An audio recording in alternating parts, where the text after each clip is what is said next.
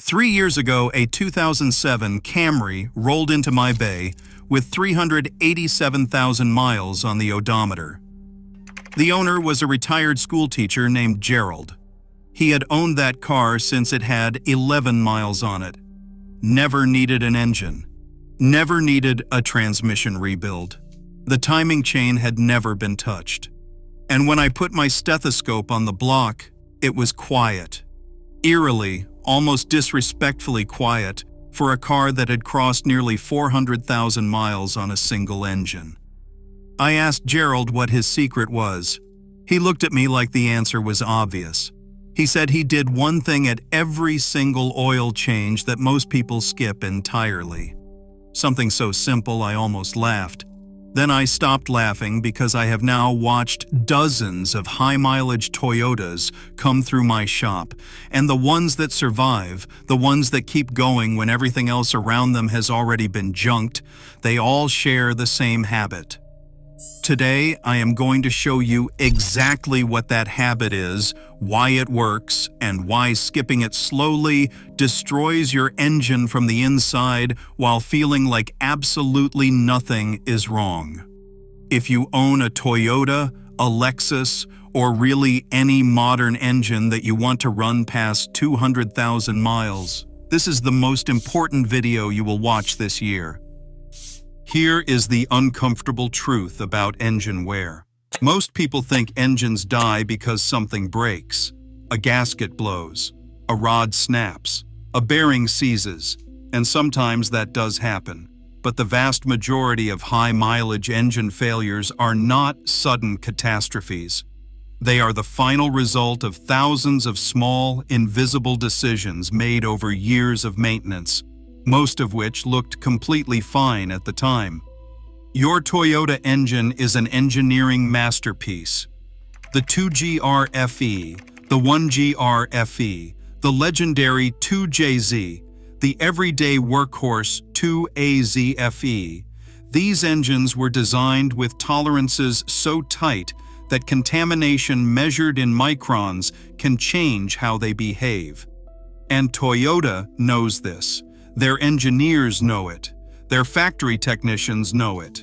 Which is why, buried inside the owner's manuals and Toyota technical service documents, there is a procedure that almost no quick lube shop ever performs and almost no driver ever asks for.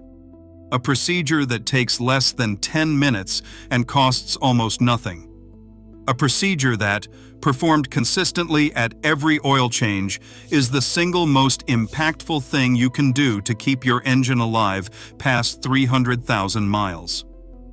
Before I show you the procedure, you need to understand what is actually happening inside your engine every time it runs, because once you see this, you cannot unsee it. And once you understand it, the reason this maintenance step matters becomes impossible to argue with. Every time you drive, your engine is doing something beyond burning fuel. It is slowly contaminating its own oil. Combustion gases, microscopic particles of metal, moisture from temperature cycling, acids from fuel byproducts, all of it finds its way past the piston rings and into the crankcase. Engineers call this blowby. It is normal. It happens in every engine ever built. Your oil filter catches some of it. Your PCV system vents some of it, but not all of it. The rest stays suspended in your oil, riding along every time you start the car, flowing past your bearings, your cam lobes, your lifters, your VVT actuators, leaving behind deposits so thin you would need a microscope to see them individually. But over thousands of miles, they stack up. They build inside oil passages. They coat the screens on your VVT solenoids. They settle at the bottom of your oil pan and get stirred up on cold starts when your oil pressure is already working hardest and your clearances are tightest. Toyota designed these engines with extremely fine oil passages to manage hydraulic valve timing. That is part of why they make so much power so efficiently. But it is also why contaminated oil is so dangerous for them specifically. A passage that is a fraction of a millimeter across does not take much to restrict. And once those passages restrict, your variable valve timing system stops responding the way it should. The engine does not announce this. There is no warning light in most cases, no sudden noise, no dramatic symptom. The engine just slowly becomes a slightly worse version of itself. It loses a little efficiency. It builds a little more heat. It runs a little richer to compensate. And because it all happens incrementally, the driver never connects the cause to the effect. This is why so many Toyotas with 150,000 miles feel noticeably worse than they did at 80,000 miles, even when everything checks out mechanically. It is not the engine that aged. It is the oil passages. And this is where the procedure I am about to show you changes everything. The habit Gerald had followed for 387,000 miles is this. At every single oil change, he performed what Toyota factory technicians call an engine flush cycle, using an inexpensive but specific method. Not a chemical flush from a bottle sold at a gas station. Not an aggressive solvent that strips oil films and leaves bearings momentarily dry. Gerald used the correct method, the one supported by Toyota maintenance philosophy, the one that actually works without creating new problems. Here is exactly how to do it correctly. First, warm the engine completely. Not just 5 minutes of idling. Drive it. Highway speed if possible, at least 15 to 20 minutes. You want the oil thin, the sludge soft, and the engine at full operating temperature. This matters because cold or partial warm-up flushes move deposits without fully suspending them, and you can pull debris into passages instead of out of them. Second, with the engine fully warm, add a high-quality engine flush concentrate to the old oil before you drain it. The product matters enormously here. You want a product that contains a light concentration of detergent surfactants, not solvents. The difference is critical. Solvent-based flushes are aggressive. They strip protective oil films from bearing surfaces and can cause immediate wear on cold starts after the flush. Detergent-based flushes are gentle. They work exactly the way your engine's own oil additives work, suspending deposits and carrying them into the drain. Liquimoly Proline Engine Flush, Bardol Engine Flush, and the original Wins Engine Flush formula are the ones I have personally used and verified. Follow the product dosing precisely. This is not a situation where more is better. Third, after adding the flush concentrate, let the engine idle for exactly 10 minutes. Not 20, not 30. 10 minutes at warm idle. This gives the concentrated detergent time to circulate, soften deposits, and suspend them in the old oil without agitating the engine enough to push loosened debris into passages under pressure. During this idle period, you will sometimes see oil pressure readings drop very slightly on vehicles with oil pressure gauges. This is normal and temporary. If you hear any unusual noise during this period, shut the engine off immediately and drain the oil without continuing. In a healthy engine, you will hear nothing unusual. Fourth, drain the old oil completely. And this is the part almost nobody does correctly. You need to let it drain for a full 5 minutes minimum, not the 90 seconds most quick lube techs allow. The detergent you added has suspended particles that need gravity and time to exit the drain pan. Cutting this short defeats the entire purpose. Fifth, change the oil filter before adding new oil. Every time, without exception. A contaminated filter loaded with suspended deposits will shed that contamination directly into your fresh oil the moment you start the engine. This is so important I cannot overstate it. The filter goes in the trash at the same time as the oil. Sixth, fill with the correct Toyota specification oil. This is where I see even experienced Toyota owners make a mistake. Toyota has very specific viscosity recommendations that change based on climate, engine generation, and mileage. The 0W20 specification common in newer Toyotas is not optional.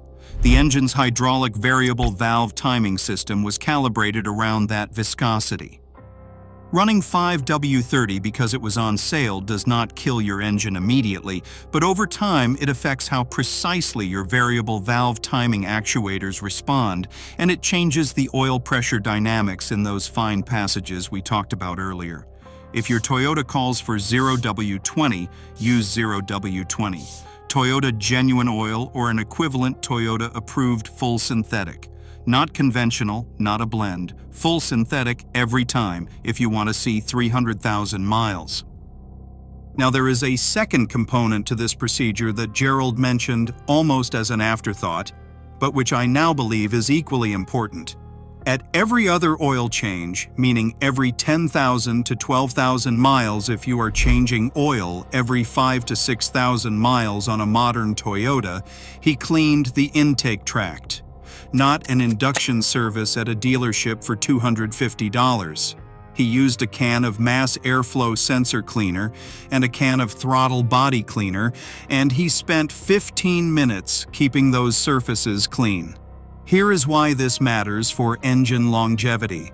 As your engine ages, blowback from the positive crankcase ventilation system deposits a fine oily film on the backside of your intake valves and inside your throttle body.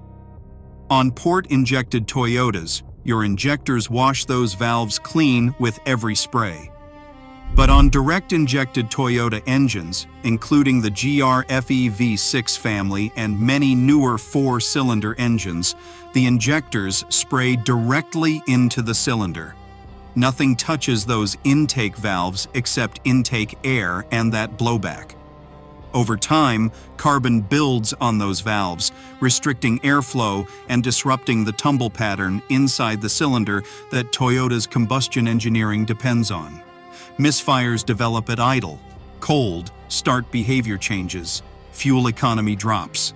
And because the carbon accumulation is gradual, the driver adapts without ever noticing how much the engine has changed. Cleaning the throttle body and mass airflow sensor at every other oil change prevents throttle body restriction that throws off idle air calculations. It keeps the mass airflow reading accurate so the engine control unit is not compensating with false fuel trim adjustments. For gasoline direct injection engines, an occasional top-end cleaning with a dedicated intake valve cleaner sprayed through the vacuum line slows valve carbon accumulation significantly. Gerald did not know this technical language. He just knew his father had taught him to treat the engine like it needed to breathe, and that anything blocking that breathing should be cleaned regularly. The reason this matters so much for Toyotas, more than for almost any other brand, is that Toyota engineers designed their engines with extraordinarily low friction. Low friction brings high efficiency, long life, and impressive fuel economy. But because of that low friction, once deposits, sludge, or contamination begin to affect clearances, the impact is felt sooner and more profoundly than in engines with wider tolerances. A slightly contaminated oil passage in a Chevy small block might mean almost nothing. The same contamination in a Toyota variable valve timing system can make a solenoid stick cause a cam phaser to lag and trigger a check engine light, often followed by a repair estimate that seems disconnected from something as simple as dirty oil. This is also why Toyota's own maintenance intervals are stricter than many realize.